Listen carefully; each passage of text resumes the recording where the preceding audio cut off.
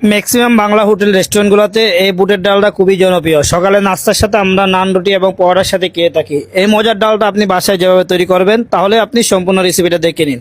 Half KG পরিমাণ বুটের ডাল আগের দিন রাতে ভিজিয়ে রাখছিলাম, এগুলি এখন ওয়াশ করে পানি সহ একটা কড়াইতে নিয়ে নিচ্ছি। তার মধ্যে দারচিনি, এলাচি, লং, তেজপাতা দিয়ে দিচ্ছি। অল্প একটু কাঁচা পেঁয়াজ দিয়ে দিচ্ছি। এখন আমি কয়টা কাঁচামরিচ দিয়ে দিব, 5-6টা। এখানে হালকা একটু তেঁতু করে দিলে ভালো হয়।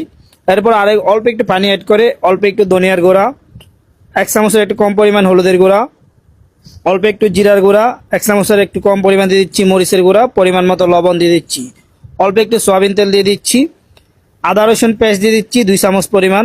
এটা দিয়ে সুন্দর করে এটাকে ভালো করে মিক্স করে সোলার হিটটা মিডিয়ামে রেখে এটাকে সুন্দর করে বয়েল করে দিতে হবে। এখানে যখন আপনার ডালটা বয়েল হয়ে যাবে, পানিটা মোটামুটি টেনে যাবে, দেখবেন আপনার ডালটা নরম হয়ে যাবে, এরকম হয়ে যাবে। এরপর আমি এখানে বাগার দিব। বাগারের জন্য একটা ফ্রাই প্যানে সয়াবিন তেল নিয়ে নিচ্ছি। তার মধ্যে দিয়ে দিচ্ছি শুকনো আস্ত মরিচ মাঝখান দিয়ে ভেঙে, কিছু আস্ত জিরা। আস্ত মরিচ এবং আস্ত জিরাটা এখানে একটু ভেজে নিব নেড়ে চেড়ে 1 মিনিট মতো। এরপর অ্যাড করে নিচ্ছি রসুন কুচি এবং পেঁয়াজ কুচি। আমার এখানে রসুনের পরিমাণটা বেশি আছে, আপনি রসুনের পরিমাণটা একটু বেশি দিবেন তাহলে ফ্লেভারটা ভালো আসে।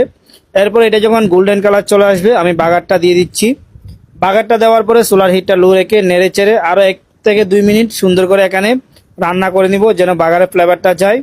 এরপরে দিয়ে দিচ্ছি এখানে ধনিয়া পাতা কুচি। এরপর আরেকটু সুন্দর করে নাড়াচাড়া করে নিব।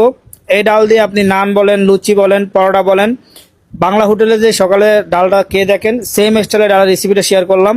আপনি যেগুলি নাম বলছি সেগুলি খেতে পারবেন। আর রেসিপিটা যদি ভালো লাগে অবশ্যই পেজটা বলে দিবেন আর ভিডিওটা শেয়ার করে দিবেন। আল্লাহ হাফেজ, আসসালামু আলাইকুম।